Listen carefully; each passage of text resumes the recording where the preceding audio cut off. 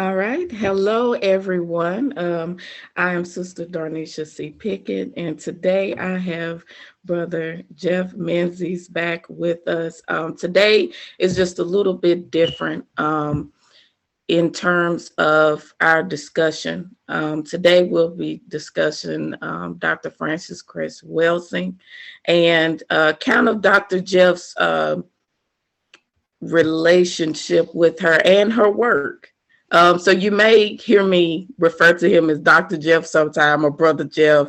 I got to use those interchangeably because he is a professional and he's a doctor. He's earned that right. But Brother Jeff, if you don't mind, again, if you could kind of introduce yourself, and then we'll kind of get into the discussion.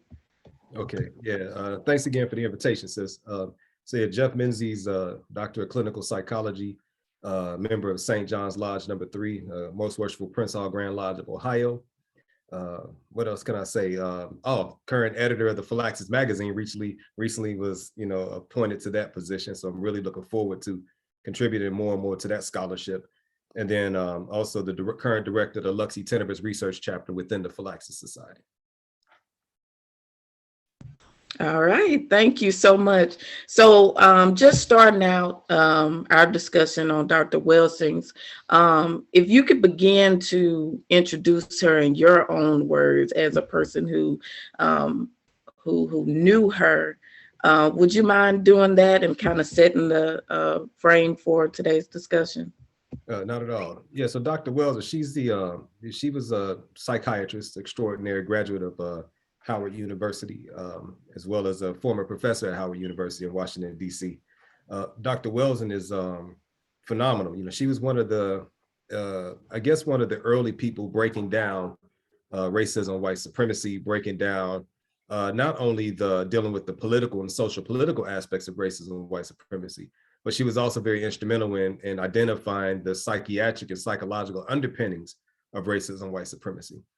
She was a master at decoding symbolism, both symbolism as it relates to human behavior, but also those symbols that she said that came from the unconsciousness of human beings that were being projected into the society within which we exist. And, as a psychiatrist, she was all about understanding things not for just the sake of understanding them, but understanding them for the purpose of correcting anything that needed to be corrected. So a problem solver of sorts. And she maintained all the way up until her transition that racism, white supremacy was the number one issue to be solved on the planet as far as human beings are concerned. And she talked about how racism, white supremacy, came from an anxiety and a sense of alienation experienced by white people, because when they noticed that they were the genetic and numeric inferior people on the planet, meaning that their numbers were less than anybody of color, people of color as a whole, as well as their genetics recessive trait of producing white skin, blonde hair, blue eyes. And she, made sure she emphasized that that's not her perspective as far as genetic recessive and genetic dominance, but it's actually what you would learn in biology 101. And so she talked about how back in the day, when Europeans finally got the ability to sell outside of Europe, they went around the world, and everywhere that they landed, there were people of color there. And, she said, the people were hospitable and welcomed the sailors with open arms and open legs, then, they engaged in sexual intercourse. And if they stuck around for 9 months, they realized that the babies that came from these people looked just like the people that the babies came from, and not the white people who were visiting. And so then there was a sense of anxiety, as she says it, about what if these people decide they want to come to Europe? And what if our women welcome them with open arms and open legs? Then that means that the babies that are going to come from our women are also going to look like them, genetically dominant, meaning they're going to be non-white people now. And she says that created a sense of anxiety of, this inferiority status on the planet, numerical inadequacy, as well as genetic inadequacy. And so she says that from that, they constructed an entire system to where in all areas of people activity, which she attributes to Mr. Neely Fuller Jr., 9 areas of people activity: economics, education, entertainment, labor, law, politics, religion, sex, and war. She says in all areas of people activity, white people had to devise a plan to where they would remain superior and dominate in all of those areas in order to maintain a superior status over those who are actually numerically more bountiful as well as genetically dominant in order to keep them in their place so they no longer have to worry as much about their genetic inferiority. And so just real quick, and that's where you, if you want to look at modern times, that's what a lot of this anxiety is around immigration, and non-white people flooding into white spaces like in Europe, or even those in the Ukraine trying to flee to Ukraine. They stopping the black folks at the border, because neighboring European nations don't necessarily want more people of color coming in, because then higher chance of mixing, and when they're mixing, the babies come out non-white. And last thing I'll say real quick is that when you look at the birth rates and the death rates around the world, European nations are actually experiencing a negative birth rate, meaning that there are more people dying than there are being born. And so that means that, the genetic annihilation is actually happening naturally. And there has to be something to be done about that to maintain a white population on the planet. Awesome, exactly. And thanks to YouTube again, in some of her lectures, she talks about how her thought process in this, in which she calls her brain computer, as she processed this, she talks about being rejected from jobs. Do you find that unusual if they are scientifically combating her theory, that they would reject her from any sort of jobs in relation to teaching her theory? What do you think they may have been concerned about? Well, so I know that she talked about not receiving tenure at Howard. She was there as a professor in the medical school at Howard. And, she was teaching, and the dean, that's the way that she tells the story, is that, the dean actually called her into the office and told her that, she would not be receiving, promotion, her promotion and tenure would be declined or denied. And he says it's because of that paper you wrote. And the way she says, she kind of chuckles and say he didn't even know the name of the paper, but the paper that in reference is called the Cress Theory of Color Confrontation. And that's where she first, introduced, and she did, I think the first publication of that was like in 1969, if I'm not mistaken. And I actually saw one of the earliest copies, first edition of that. And I actually saw her, she actually drew out the cover of it in pen. She laid it all out in her own writing. And I was fortunate enough to come across those documents. But she said that that's why she did not receive her tenure. And therefore, in academia, when you don't receive tenure, then I think you have a certain amount of time before you have to actually leave the university, right? So it's almost like a firing by not giving you tenure. And so they saw her theory of color confrontation. And the way that she says it is that it made some people nervous. And the reason why it would make people nervous is because she was exposing a vulnerability and a weakness in this otherwise superior system, this superior social system, to where white people were always, not always, but often seen to be superior because they functioned in superior ways, especially when compared to non-white people or Black people in America specifically. We were what she calls functionally inferior, not innately, not genetically, right? Not even by potential, but just how we were functioning in the moment. And the system made it so that we would function as inferiors in every chance that we get in all 9 areas of people activity. And so for her to introduce this highly scientific treatise, right? I mean, it wasn't like she was just waxing poetic and just felt like she needed to go on some old emotional rant about something. No, she was scientifically dissecting the behavior of white people on the entire planet. And so what that would potentially do, because she was a professor, and a board certified physician practicing psychiatry, right? Presenting professional papers at professional conferences, for them to have given her tenure would be them co-signing her work or saying that her work is up to standard, up to the par of what we do here at this academic institution. And so they would be getting behind that and understanding that what she was saying was challenging a global paradigm, meaning that she could have created within that classroom, teaching medical students going forward to become physicians themselves, a better understanding of the issues that they were facing in the world, the issues of racism, white supremacy, and discrimination. She was in a very powerful position to teach other generations of people in an accredited setting. And so 2 things: the people are uncomfortable about the truth that she was speaking. And then also they had to stop her from being able to, quote unquote, duplicate herself, in the halls of academia.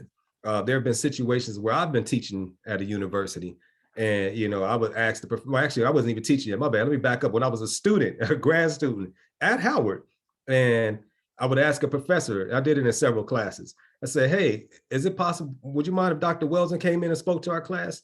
And a couple of them didn't think that I really knew her. It's like, yeah, if you can get her, cool. And I would excuse myself and go call her like immediately, like, hey, she was so thorough that she required them to send her a fax, letter inviting her to come and speak. She wanted that documented and on record. She said, but absolutely, I will, Jeff. I even tried to get her to be my clinical supervisor when I was doing my clinical work in the psychology department. And she said, Jeff, I would love to. She said, but we need you to graduate.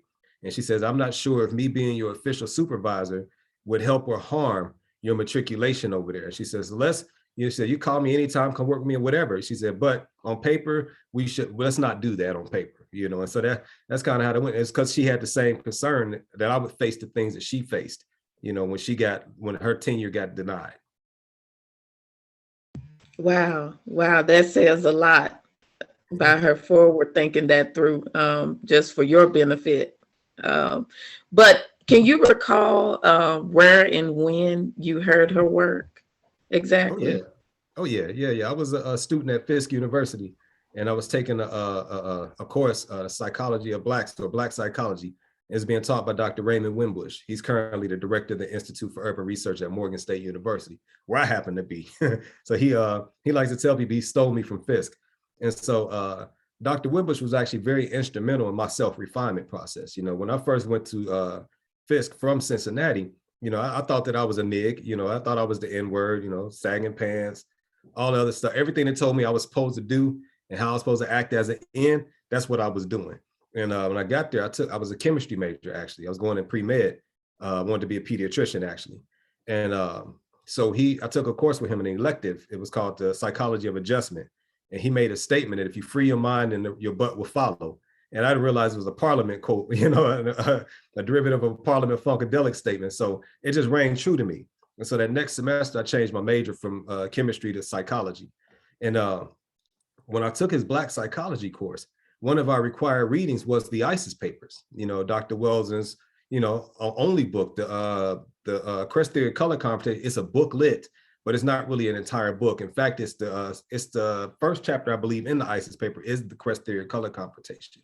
But he used that as our required reading. And so in that required reading, we talked, we went through the different aspects of the book, amongst other books in the class. So that was my first introduction to her work. But Dr. Wimbush also was the director of the Race Relations Institute at Fisk. And as a student, I began to work with the Race Relations Institute. And that's when, we would bring together this international conference. Race Relations Institute was originally founded in 1942 by Charles S. Johnson, the first Black president of Fisk. And so we resurrected it because it goes through these periods of being open and then closed for periods of time. So this was one of the resurrection stages. And during these international conferences, we would invite race scholars, and Dr. Wells and Mr. Fuller, they were two who came to each and every one that we convened. And so I got a chance to actually meet them. And I believe the first one that we resurrected was in 96 or 90. I think the 31st Race Relations Institute was the one we resurrected. I think that might've been 97. And so that's when I met her in person. She may have come during the school year before that, but I know for sure that I met her in person at the 97 Institute, her and Mr. Fuller.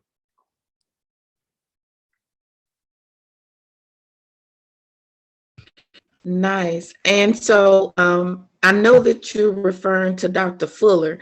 Now, Dr. Fuller is the first person that she actually heard refer to racism as a system. Is that correct? That's correct. And, yeah. And people, nice. Now, I'm sorry, go ahead. Yeah, people oftentimes call Mr. Fuller her mentor. And I've never known him to be her mentor, but I hear people saying that a lot. Mr. Fuller and Dr. Wells, and they were colleagues. To me, they were like brother and sister. In my chapter that I wrote for the Osiris papers, which is a commemorative book, highlighting, different people's perspective on Dr. Wells's work in her life. I wrote the epilogue on Set Rising, because I knew the ISIS papers, but I also know that ISIS, is the Greek word for Auset, which is what Africans called her Auset. And so I called the paper Auset Rising, and I talked about how how Dr. Welsing embodied the spirit of Osset, because in the African tradition, we understood that our quote unquote deities, or the Neteru or the Orisha or Abosum, they would literally they would come to the world as flesh. They would come embodied. And we had people that were born that embodied these principles and these energies. And so I saw Dr. Welsing as an embodiment of Osset. And to me, Mr. Fuller was like Tahuti, and Tahuti, as it's written in the story, he was like a wisdom principle that often gave her guidance, specifically when she was resurrecting the body of Osir. And so, to me, that's who they were. They were colleagues, they were peers. They are both, in my eyes, divine embodiments, right? And so, and when, if I can real quick, Mr. Fuller used to visit her Welsing Institutes that she had monthly. Every now and then he would be a speaker every so often. And his last time doing a public speaking engagement, he was actually with me at Fisk. I had invited him. I had a Harambe conference. So I had Dr. Welsing was there, Mr. Fuller was there, T. Owens Moore, the melanin scholar out of Atlanta, was there, Ron Ephraim Men, the Shechem of the Osira Set Society was there, Dr. Laila Africa was there. I mean, it was like everybody was there. All these giants were there to present. And Mr. Fuller, he gave his talk. And while he was speaking, he got lightheaded. And there was so much that, he would talk for hours and wouldn't take a sip of water. That's how serious that elder is. And he got lightheaded. And so, Dr. Welsing, being a physician, she said, somebody called 911. He was still standing. He just sat down on the stage and the paramedics had to come. And so they came and they wanted to take him to the hospital with some blood pressure issues. And while we were out in front of Jubilee Hall on Fisk campus, because that's where we were talking in the Appleton room at Jubilee, Dr. Welsing looked at me and she said, Jeff, ride with Neely. And she had this look in her eyes. I wasn't gonna say nothing except yes, ma'am. And she said, we've got your conference, because I was the one that convened the conference and I was the only one on staff that was doing the conference. I basically had to carry the thing. She said, we've got this, you go with Neely. And so I rode with him to the hospital, took care of business. And then when I got back though, you could see it in her eyes. And Laila Africa was speaking at the time. She was like, I was like, he's fine. Everything's great, doc. You could just see the relief come over her. So he was more like a brother, he was more like a twin soul than a mentor. I've never known him to be her quote unquote mentor. I've always known him to be peers working on this very important project, neck and neck, hand in hand. Wow. Awesome. So as we, because I do want to let the listening audience know that, I didn't just ask anybody to come on and talk about Dr. Welsing. Can you kind of talk about you all's relationship and kind of what qualifies you to have this very important conversation, I believe? Yeah, well, so the way that I often engage people that are giants, our elders that are giants, even those that are ancestors now, is I don't approach them as a fan. It's always been something in me that's like, I'm not here to pick your brain. I'm here to help you. What can I help you with? Can I buffer some of these people and back them up off of you? You need some respite. People constantly picking your brain all day, every day. I'm not here to pick your brain. I'm here to just shoot chew the fat, what I mean? And absolutely. That's always been my approach. And so, over the years, Dr. Welsing coming to Nashville at Fisk, I was often the one that had to pick up anybody that was visiting. I would pick them up from the airport, take them to their hotel and anywhere else they wanted to go while they was in the city. And so Dr. Wells and I, we spent a lot of time, just she and I in the car riding, taking her to and from the airport, to and from the hotel, whatever it was that she needed to do, walking with her on campus.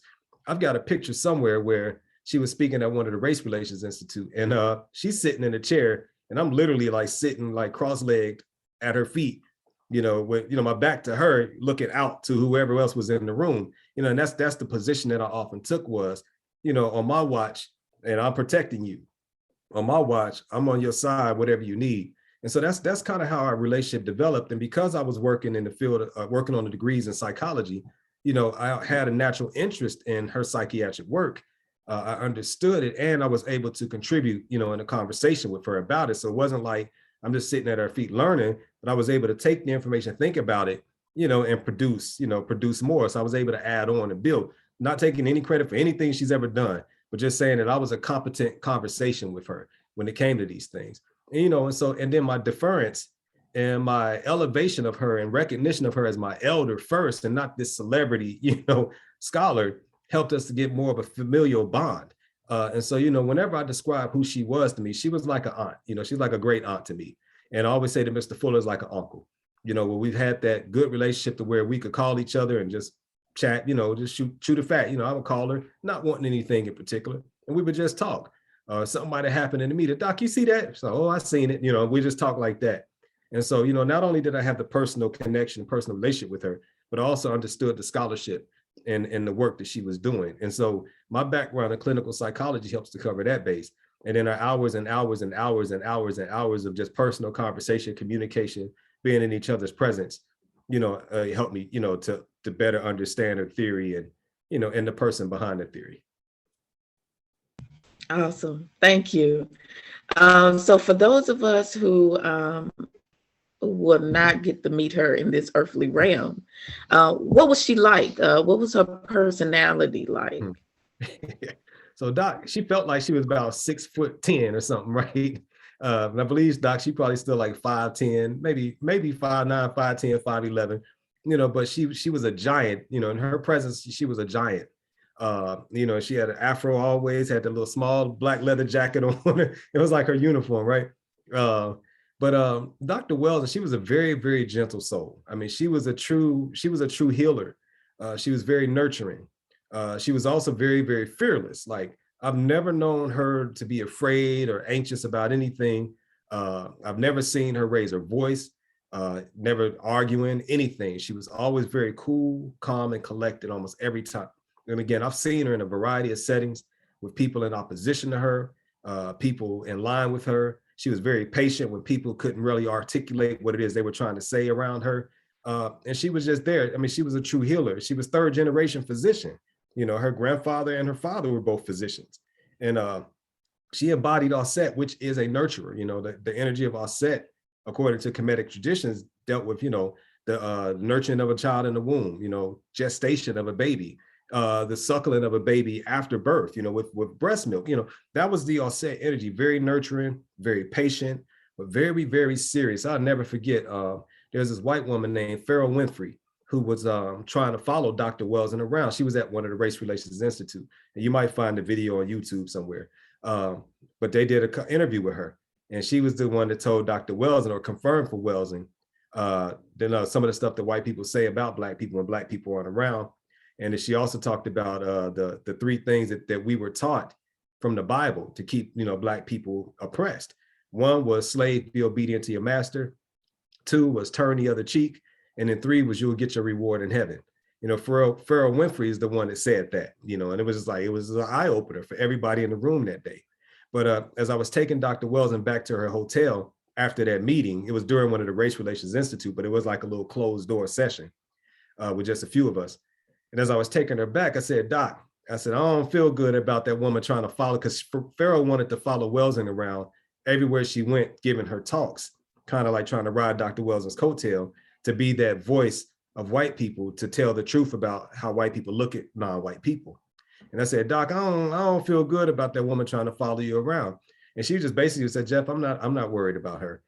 She said, I'm protected, by this universe. And if there's anything that she wanted to do to me, she couldn't do it to me, unless the universe was ready for it to happen. So she was just totally calm, totally cool, so sweet, so nurturing. I mean, people would try to challenge her and be belligerent, and she would just stay calm. She said, okay. And then she would just answer the question, if there was a question. And if not, she would just simply say, that's interesting, and just keep it moving. Yeah, she was beautiful. Wow.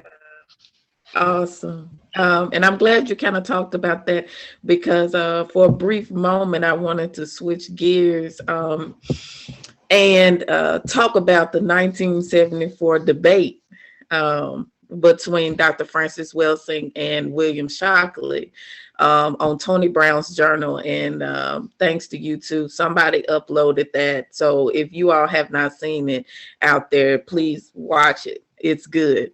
Dr. William Shockley's theory, which is his principal point, is summed up into one word, and that word is dysgenics.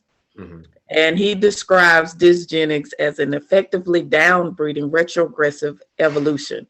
And Dr. Welsings debated this theory using her paper, which you talked about for a brief moment there, that was written in 1969 and kind of introduced in 1970, and which is the Cress theory of color confrontation and racism. Of course, this debate took place before you met her, but when you saw this debate, what was your initial reaction to her cool, kind of laid back spirit, even then, as a young woman? When I first saw it, I just laughed. I was like, "Boy, Doc is consistent." You know, I said, and I could tell that because if you watch that interview or that so-called debate, you will see she had a smirk on her face most of the time. She had that eyebrow up. She had on that red, black, and green dress, right? And you know, she said she put that dress on on purpose too. She said she wore that on purpose, right? But she had a red, black, and green dress on, the knee-high boots. You know, I don't think that was the Donahue outfit. I think that was the Shockley dress. And, you know, she just kind of had that smirk on her face, real calm. But that's the thing. She wasn't pontificating, right? She had thoroughly analyzed the system of racism and white supremacy to where she knew how this white male, whose main motivating force was to maintain the system of racism and white supremacy, would have to respond to her in her presence. So that's why she was so confident in that situation, because she had already analyzed his psychology. She knew what he had to do. And if you notice, he was standing there and he would hold up that document and it was upside down. He was fluttered. He couldn't understand what was happening to him. It sure was. Yeah, it was very clearly there, you know, and when I watched that, I just laughing like, boy, Doc is a mug, you know. I was like, Doc, you ain't no joke, you know. And she had the whole thing. She didn't worry about it. If you notice, Tony Brown sometimes had to jump. Okay, he had to kind of jump in there, and you know, he kind of kept trying to move it into certain places. But Shockley did not stand a chance, and he was a Nobel laureate, if I'm not mistaken. You know, a Nobel laureate, not for anything to have to do with race or racism, or I don't even think genetics. But he decided he wanted to try to open up that can of worm and use his authority as a white male and a Nobel laureate to try to silence or debunk or refute Dr. Wells' perspective, and he did not stand a chance. In fact, I actually found his article. I was at the Library of Congress and actually found it, and I downloaded the document and I read through the whole thing, and he has nothing on Dr. Wells' theory. He couldn't hold a match to it. Wow, yeah, and you talk about her smirk, and she's kind of leaned back in the chair a little bit like, wait a minute. But yeah, and some of the things he was saying, she would say, see, you're not aware of what you're saying. Like, do you hear yourself? But yes, very, very good. And later, again, another kind of, I guess you'd say, well, it wasn't a debate, it was actually a show. Dr. Welsing made an appearance on the Phil Donahue show. And again, I enjoy the huge amount of discomfort that Donahue displayed. It was powerful because in that particular segment, if you have not seen it, the audience, I mean, there was a few people there that were clapping for Dr. Welsing, but the majority of that audience were against her, and the callers as well. Did you have the same reaction to that? That one was more so of him, his level of discomfort to me made it comical. Was that your reaction as well as the same Dr. Shockley? Yeah, so with that Donahue piece, you know, because he's a talk show host, he was, you know, he deflected to comedy. You know, he was like, so wait a minute, so you're saying that the reason why we're out here tanning, and you know, so it was kind of like an attempt to make light, but he was also there for entertainment.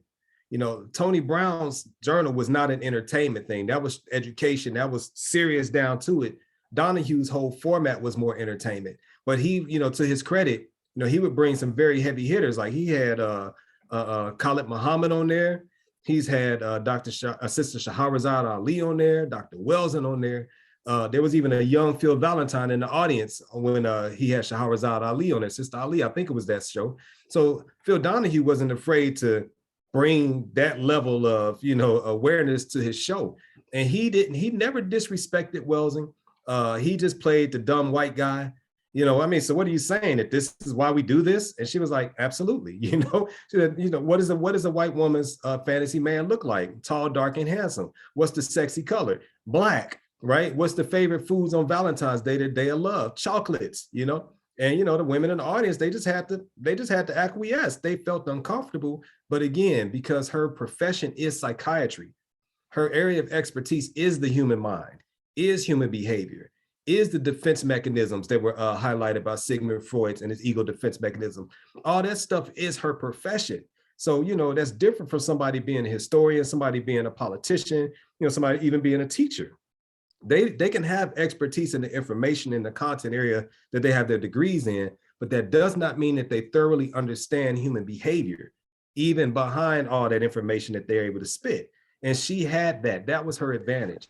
And so the people opposing her, she expected that. She could tell you why they opposed. She could ask certain audience members if she wanted to. And so that's the other thing, is that she extended grace and mercy constantly, because she is a healer and she understands the human mind and how the mind would try to defend itself, right? And defend its position. And so she didn't go on the attack to prove the person wrong. She would help to ask questions to help to guide them towards the truth about their situation.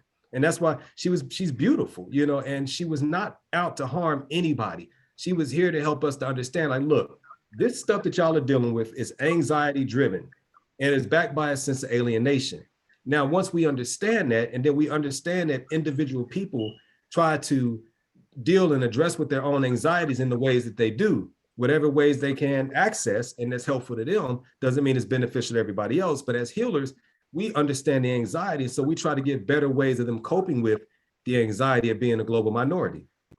And that way we can help to heal and get rid of this racism stuff, because now you no longer need this system of white supremacy to deal with your anxiety. You can deal with it like this now, and we can all be better for it. Right, powerful. And I'm glad that someone captured that moment so that, individuals like me could see how she actually spoke in a setting like that. Because as you stated earlier, she never raised her voice. She never changed her tone. And she would quite often say, don't get confused what I'm trying to say. Like, when he would try to repeat things back to her, but they were inaccurate. And she would very closely listen. With all the crowd roaring, she would hear every word. And she was like, no, don't get it confused what I'm saying. I'm saying this. So as you stated, there's a level of seriousness there, even though he was kind of entertaining. She was not allowing him to get over on misconstruing her words. Right. Yep. And that was one of her things, is that as Black people, we need to be more serious and more intentional about what we say and what we do, especially in the presence of potential or suspected white supremacists. And because part of it would be to intentionally twist your words. And that's why she was always there to correct it. Mr. Fuller talks about that as well. He says, be very meticulous and intentional about the words that you use. And another thing that she talks about is controlling your emotions, to where, you're not popping off emotionally and just saying anything and allowing people to bait you into these arguments and bait you into misspeaking on your own behalf and saying things that you didn't really mean. And that's part of her whole calm demeanor. And the other thing about her calmness is that she didn't have anything to defend, nor did she have anything to prove, right? She had this position that nobody could challenge successfully, and she just stood by it until proven otherwise. And nobody could ever prove otherwise. She didn't have to yell. She didn't have to argue. She didn't have to fuss. It wasn't necessary. That's right. Definitely something to learn from her on that. Not just her work, but even her demeanor, just watching her present herself. And I would like to touch that, even though I mentioned those two segments, I have also seen segments on YouTube where she talked to the Black community, and it was kind of a camaraderie there. It was the same tone, but it was a different presentation. She needed you to understand, because those were the people I believe that she really needed to understand what was going on. Would you agree with that in hearing her speak? It was Absolutely. definitely. So she was the same no matter where she was. But when she was, like, for example, she's doing her Welsing Institute at Howard, or if she was speaking at Fisk, she understood that that this isn't a TV segment that was going to be edited and then presented later, right? She knew that she wasn't there to necessarily not combat, but necessarily be challenged. Although in many of the all Black settings, there were people that still challenged her or tried to challenge her. But she also felt like she was at home, meaning that, she's talking with family, and that as people that are being victimized by this racism thing, she had her healer hat on and said, hey, y'all, everyday me, let's talk about this problem and see how we can fix it. Because one of the number one things she said Black people need to do is to develop more self-respect. That thing about Black self-respect was key. It was key. It was like the number one thing she suggested as a response to racism and white supremacy is Black self-respect. And that's what she tried to get across in her talking when she was talking to rooms full of us and them. Yep, but so it was a lot more relaxed, but she was very consistent. She didn't change just because she was talking to us. She understood, just like in the Matrix, anybody who is a victim of racism and white supremacy could also be somebody that assists the system in maintaining itself as well. So she was very aware that if you wasn't unplugged, then you was potentially a threat.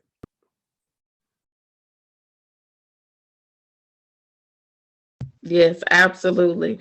And she does point out some words that we should not use, but I'll let the audience go and watch those presentations on their own, and then they can see exactly what Dr. Welsing was telling us, or still telling us.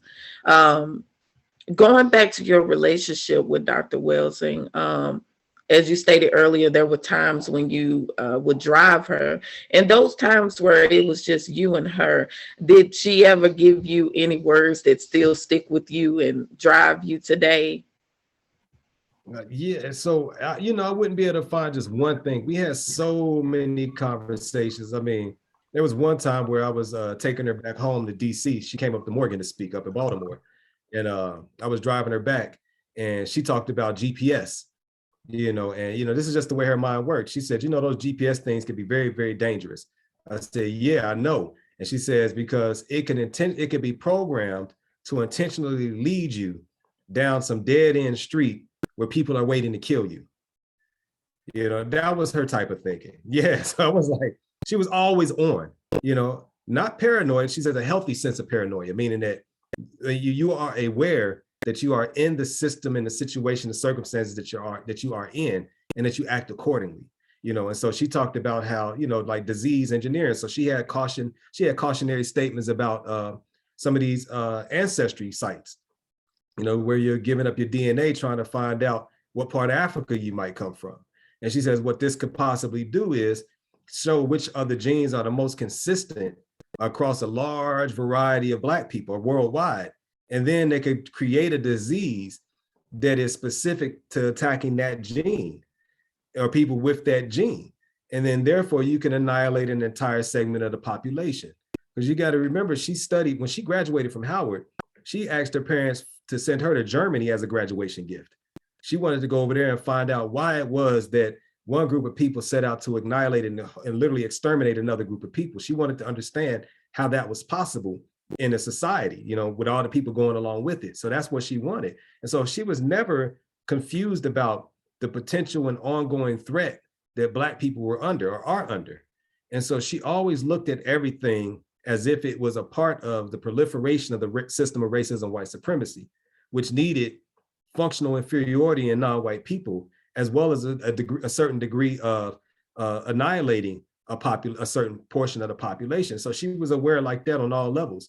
And so, I mean, there was so many conversations. I mean, even when it came down to her teaching about the number of children a person should have and how far apart those children should be, but it was 3.5 years between my first and second born.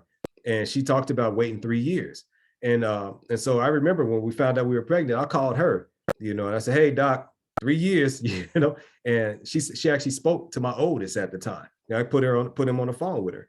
And so, it was just so many conversations. It's just her overall presence, her example, who you see in the videos is who she is behind closed doors.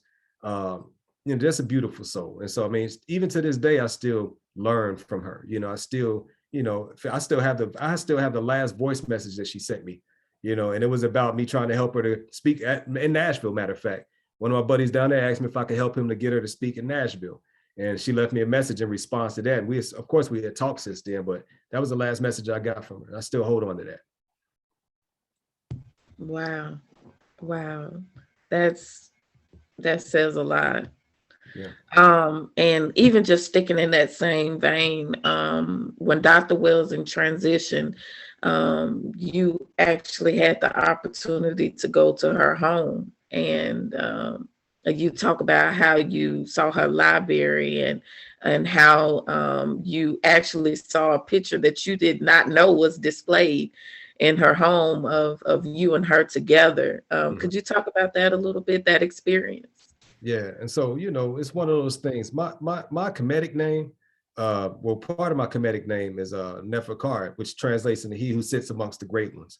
And it's talking about my life purpose. We get named based on our life purpose and our destiny. And so, I told you a little bit how, close we were. And, I've been to her house before. But what happened is that I was at a book fair, at a book event for the UNIA.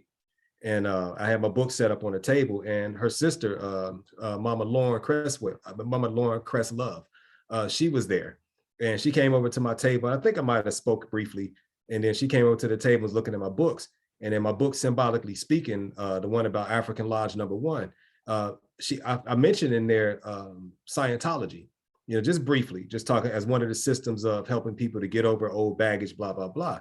And she read that and she couldn't believe it. She couldn't believe that there was this young conscious dude who mentioned Scientology in a favorable light.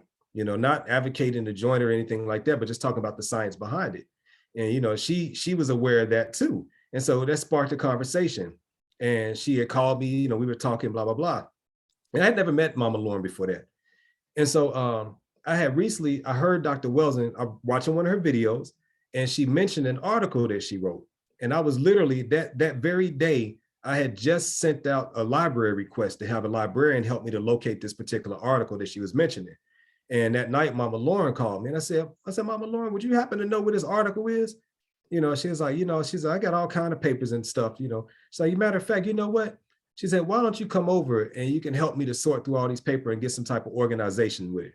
And I said, absolutely, I'll do that, because she understood that Welsing and I were close. And so when I went over that day and I entered through the basement door, and when I went in, her Mama Lauren had some of Dr. Welsing's clothes and her coats and stuff was stacked up on the couches. And that is her sister, correct? That's her sister. That's her sister. And they had lost one of they had lost their other sister earlier that year, or they like within the previous couple of months. And so, it was like there was transitions. Now, they lost 2 sisters within a small window of time. Let me say that. It was only 3 of them. So Mama Lauren had lost both her sisters in a small window of time. So anyway, when I walked in the door, the clothes, it was like a pile of coats of Dr. Wells, and they actually fell off the couch. And it was like nothing that knocked them over or anything like that. And so Mama Lauren looked at me and she says, Jeff, Francis is glad that you're here. And I said, Mama Lauren, I'm glad to be here, because it was like that. And so anyway, organizing the papers in her office, grand library. She had books lining all the walls, and it was just amazing. And it has so much reverence that I didn't take any pictures down there. This is one of those things that was in my mind. I could have taken pictures of her bookshelves and selfies, and it wasn't even about that. And so Mama Lauren and I, we went upstairs. She was showing me where some other papers were, and where some other part of the library was. She had an office adjacent to her bedroom. And when we went in there was like a shelf right when you walk in the door, and there were only 3 pictures on that shelf. And one of the pictures was she and I, and again, that shocked me. I knew that we were close or whatever, but, I didn't realize, that I'm sitting here on her shelf in her office that's adjacent to her bedroom. So this is her really personal space. And, that just reaffirmed for me that what I felt and feel for Dr. Wells, and it wasn't one-sided. This was a mutual respect and a mutual love that we have for each other. And that also let me know that I was in the right space doing the right thing, and that she orchestrated for me to be the one to help. to organize her papers, because she needed somebody that would respect them, somebody that understood them, somebody that wouldn't be up in there fanboying, you know what I mean? And trying to come up on stuff. Because, this is one of the greatest archives that we have, as Black people in our legacy. It's almost like, coming up on Du Bois's papers and helping organize those after he transitioned. I mean, it's really like that. Awesome. That is quite an amazing story. I mean, I'm sure that you were shocked to see that picture displayed there, and that's just I just think that's amazing. So, as someone that that knew Dr. Welsing, as we begin to wrap up, if someone were to ask you what you learned from her, I think you spoke a little bit about this already.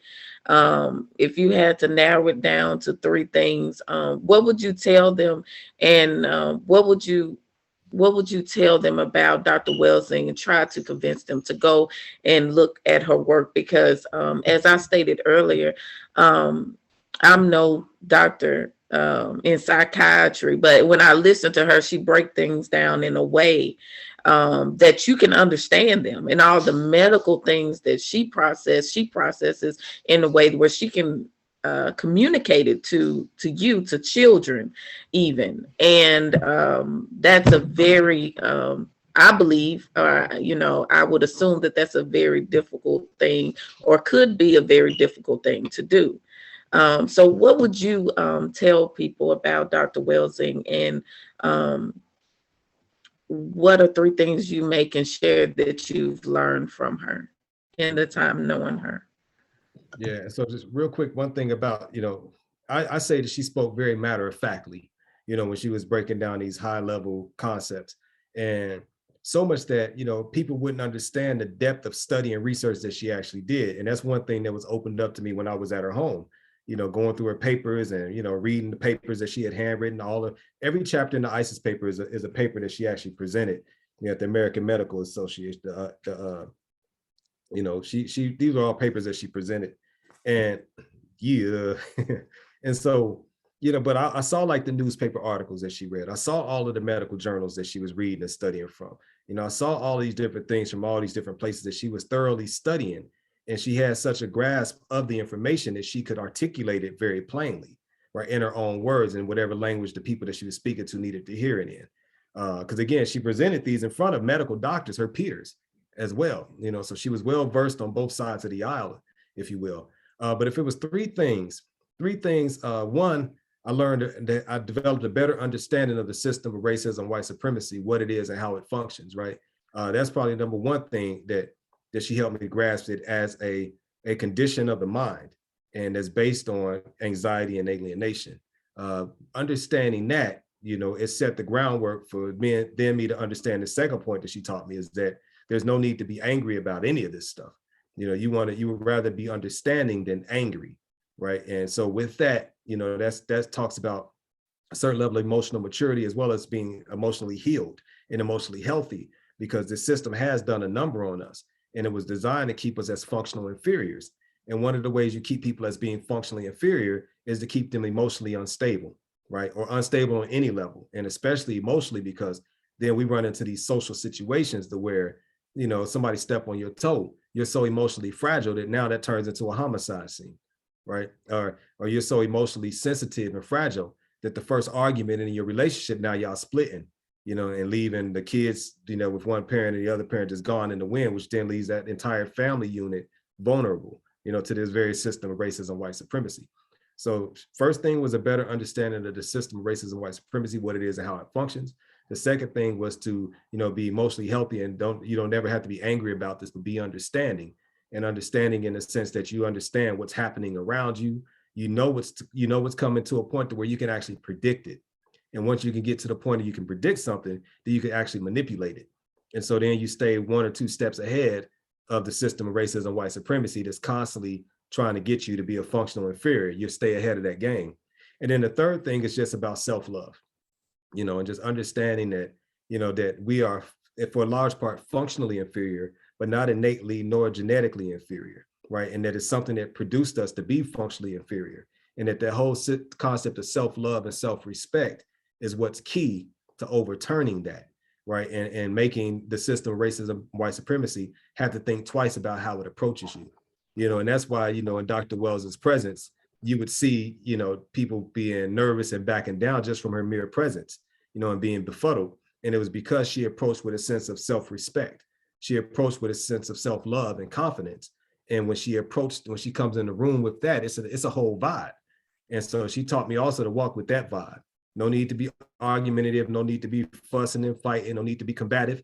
Always be self-defense though, and self-defense, but that's function of self-respect and self-love. It's self-protection, right? Self-preservation is also a part of that. But there's never no need to be out there hooping and hollering about none of this stuff.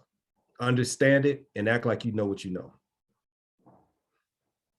Absolutely, absolutely. And when you said that, it made me think about another point in which she talks about minorities and majorities. We are taught that we are a minority. And she actually explains to us and tells us that people of color are a majority. And that, white people are European descent, people are the minority, and they know that they are, and they try to use that, terminology with us, but in actuality, they are the minority. And even just saying that, I know that she faced a lot of confrontation on that, but I think that that's just, like you said, a deep level study that she did. She was able to kind of show us the real reason why these terms were being used and why they were telling us this, to kind of keep us oppressed and suppressed. But if I could speak to that point just real quickly. Yeah. The whole thing about minority and majority, it's a psychological ploy, right? It's to make you feel like you are forever at the disadvantage, Right. by being the minority. And the example I give is like, if me and you, we're in a room, we got 25 people in this room, and somebody says, yo, there's 2,000 people out there. They say, if you come out there, they're gonna kill all of y'all.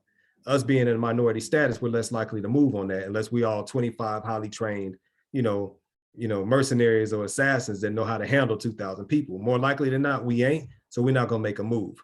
But if we're told, hey, y'all 25, it's one dude out there said, if y'all come out there, he gonna take y'all out.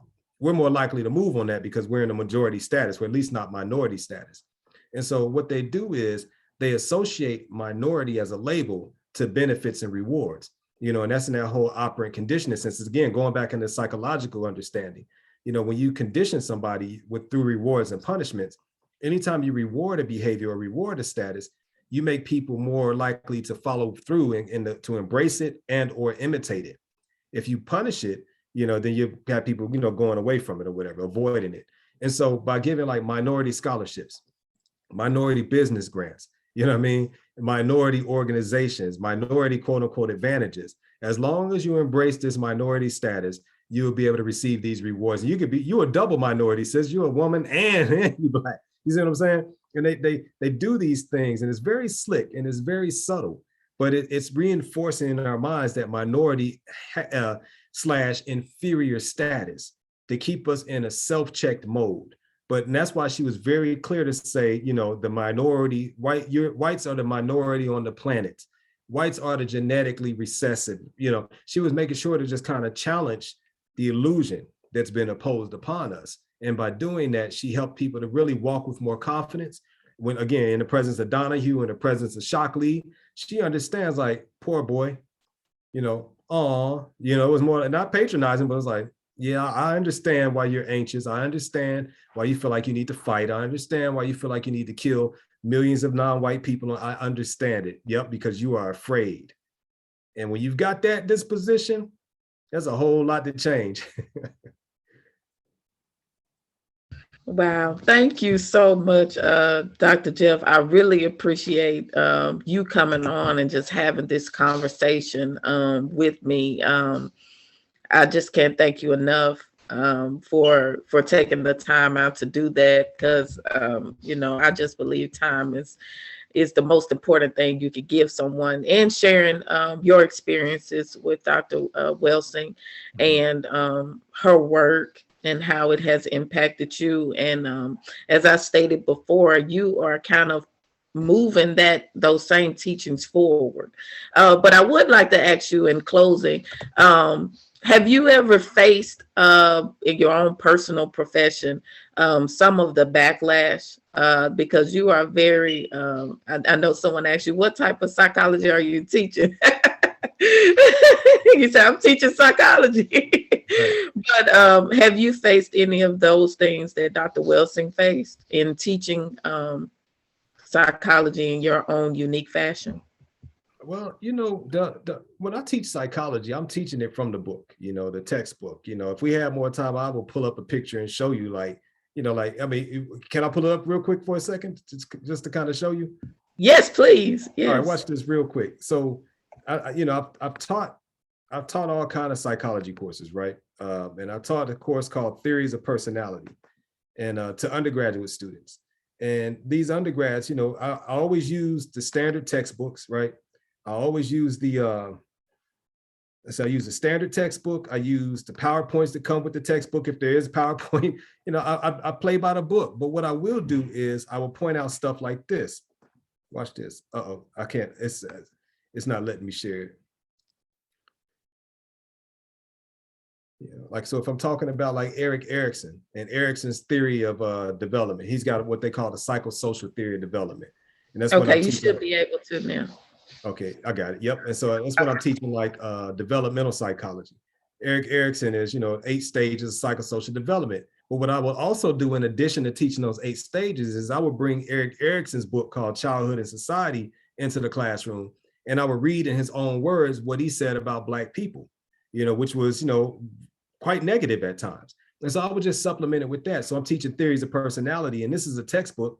And you see, all you have are old white men around here, except for this one, old white lady, Karen Horney, but these are the personality theories that we will be talking about. And so what I would do is I would bring in Dr. Cambone's theory of personality as well. He's an African psychologist for the Association of Black Psychologists. I bring in Dr. Akbar's perspective. I bring in Dr. Welsing. So I'm just supplementing, this Western perspective of psychology with, the African center, or at least African theorists or Black theorists. I mean, you can see the books right here. These are all Black psychology books. These are seminal volumes of Black psychology.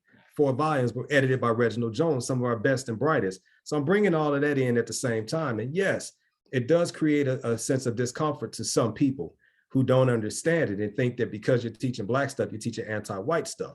And that's not what I'm doing. I'm just supplementing, especially if I'm teaching at an HBCU. But I have been I've taught at one white university my entire life, only one class. And it got serious pushbacks. Like the students tried to cancel me. They did all right with the discussion on race, but when it came to sexism, they wasn't having it. And it was only because I said that men could also be victims of sexism, and they were ready to cancel me. And so, but I understood it, just like Welsing said, when I got called in, to the chair of the department and the director of the clinical stuff, they tried to corner me and tried to make me be apologetic. But again, I was raised by Welsing and Fuller. They ain't had nothing for me. I was like Welsing talking to Shockley. I knew what to expect walking in that room, and they had nothing for me by the time I walked out of there. So yes, I have experienced it. I don't allow it to deter me or discourage me. Because again, I don't approach it in anger. I don't approach it to be contrary. I don't approach it to be combative. I approach it honestly seeking truth and help develop these next generations of mental health professionals to be more just in what it is that they're doing. Wow, amazing. Thank you so much for sharing that. Nice. And thank you so much for coming on again. As I stated before, I really appreciate it. For the listening audience out there, the Osiris paper, Brother Jeff mentioned, go get your copy. The ISIS papers, go get your copy. And please, YouTube is free. Go look at some of these lectures that she has done that people have recorded and put out there. Very valuable information. And if you disagree, then as Brother Jeff stated, you may want to research it. It hadn't been successfully combated yet. These are her studies. This is the information that she's putting out for us. And I felt that this conversation was very important because even though our ancestors are not with us in this earthly realm, we can still keep their name alive and their teachings they left here in writing and in speech. So you all please go check it out, learn something. I'm sure that you will. I did. I'm still learning. I've learned a lot from Dr. Jeff here on this segment. And again, I appreciate you and thank you so much for coming. All right, sis, it's my pleasure. All right, thank you. See you all next time.